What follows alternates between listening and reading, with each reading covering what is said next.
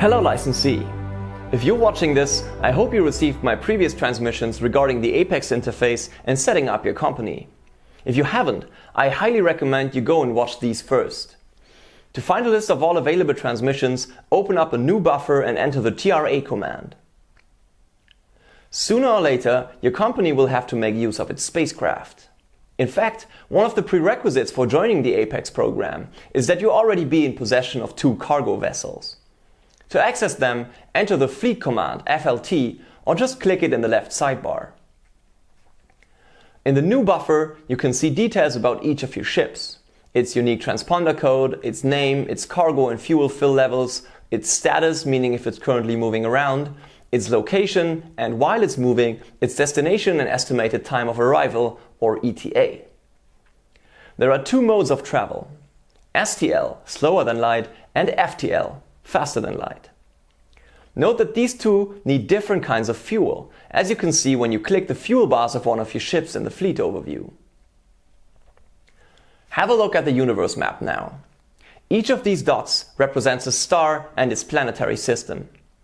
Going from one star to another means traveling a vast distance, which is only possible by FTL travel. The lines between systems represent the flight routes for FTL travel. On the universe map, you can toggle the display of different types of information on or off in the bottom right corner. Toggling FTL traffic on reveals triangular bars, which appear in all systems ships have jumped to FTL from, meaning that the destination systems and any other systems on their way there aren't accounted for. At the bottom, you can change the time window you want to be displayed.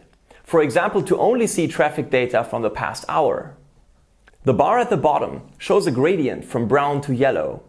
The number on the left is the smallest number of jumps performed in any system where a ship has jumped, and the number on the right is the highest number, again within the designated time period.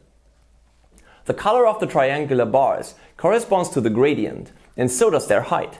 The higher a bar, the more traffic the system has seen. The display of STL traffic works the same, showing systems in which ships have traveled below light speed. If you click a system on the universe map, you can see its star and the orbiting planets. Traveling within a system, between planets or space stations, is done at a much slower speed, which is where STL travel comes into play. In the following example, the ship is on the planet Montem and will be sent to the planet Valis in the same system. Distances within a system are short enough to be bridged by STL travel. To prepare the next steps, select the ship you would like to move by clicking its transponder code in the FLT window. Open the system map of its current system from the menu at the top of the SHP buffer. You do not usually have to take the step, but it will help you understand how things work. To send your ship on its way, first click Fly in its row in the fleet buffer.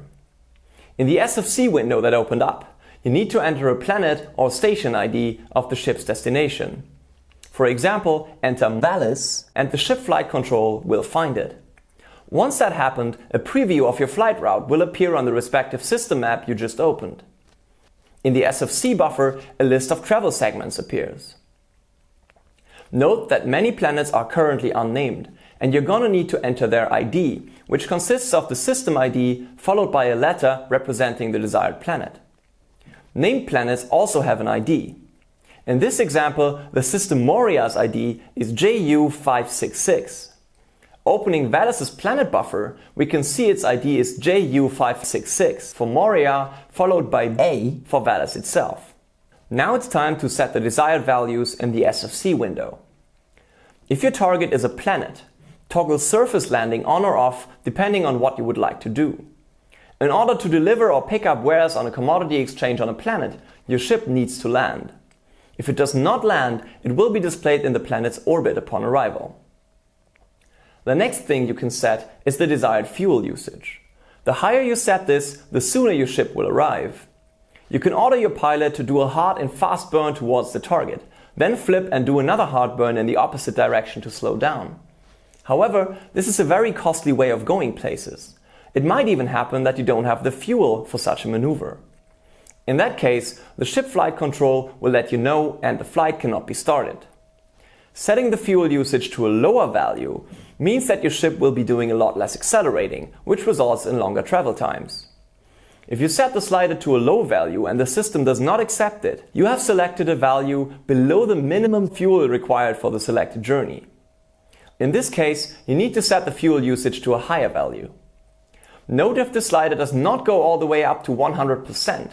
That is because the distance is too short for your ship's engine to burn up all of the available fuel. The longer the transit and the stronger the engine, the higher this value can go up. By moving the slider around, you can not only see how many units of fuel your ship is going to need, but also the exact travel distance. It changes around because the relative positions of the planets change as they orbit around their star, and the slower your ship travels, the more they will move between its departure and arrival. This is oftentimes negligible. However, if you really want to save fuel and you don't care when the flight takes place, you can wait for the closest approach of 2 planets before you send your ship on its way. Order your flight by hitting Start in the ship flight control. You can now see in the fleet window that the ship's location has changed to in transit, and the destination and estimated time of arrival are being displayed.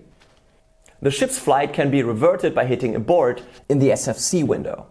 When the ship arrives, the notification signal in the upper right corner lights up to let you know that the transit was completed successfully.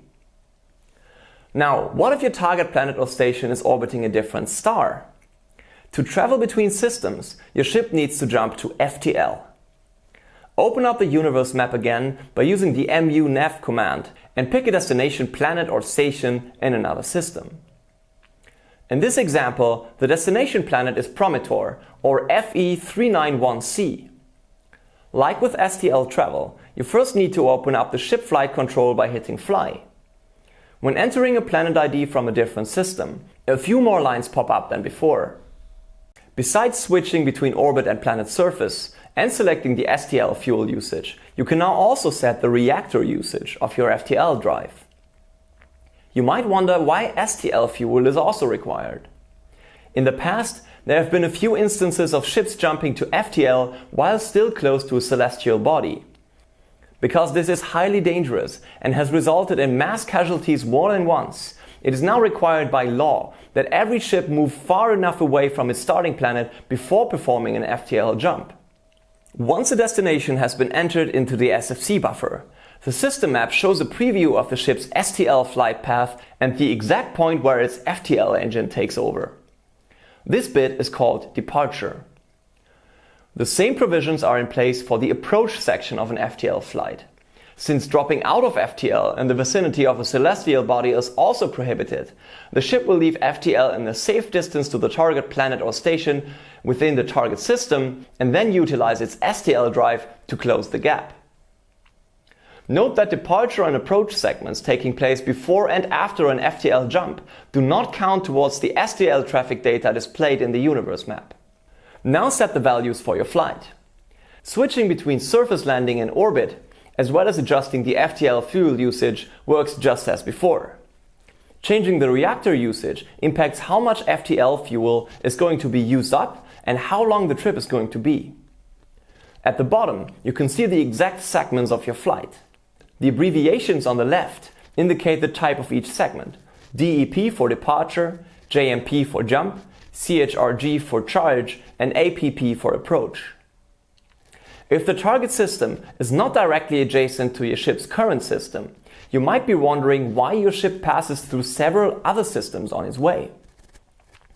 FTL drives, while capable of speeds faster than light, do not allow for instantaneous jumps from one place to another. Instead, they travel from star to star, displayed as dots on the universe map, using FTL routes displayed as lines. Once you send your ship on the way, its status in the FLT window will change from stationary to departing. When it reaches its jump point, you can see the ship's position on the universe map.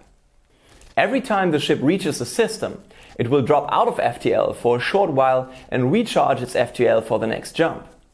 During that period, its status in the fleet window changes to charging. Once the ship has arrived at the target system, its status changes to approaching. And as soon as it reaches its destination planet, you will get a notification in the top right corner, just like before. Now let's talk about refueling. In the fleet window, you can see each of your ship's current fill level of STL fuel, the orange bar, and FTL fuel, the blue bar. Click the bars to get a closer look at your fuel tanks. How much fuel they can carry is limited by the weight and volume the respective type of fuel takes up. In this respect, they work exactly like resources in a planetary inventory. Keep in mind that when planning a flight, you possibly need to account for the return flight as well. If your ship ends up empty on a planet with no commodity exchange, it is stranded there until it gets refueled. This is done by dragging and dropping the desired fuel into its fuel tank from a source in the same place, which can be a base's inventory, the ship's own cargo hold, or another ship's cargo hold. Please note that two ships orbiting the same planet do not count as in one place, and neither do ships orbiting the same star. Ships need to be landed on the same planet or station in order to refuel each other. Now, to practice your newly acquired skills, feel free to set up some flight paths to preview them without actually sending your ships on the way, and you will get the hang of it quickly. Thank you for watching. If you enjoyed this video, subscribe to our channel for more instructional content, behind the scenes footage and more. And of course, make sure to have a look at Prosperous Universe. See you in Apex.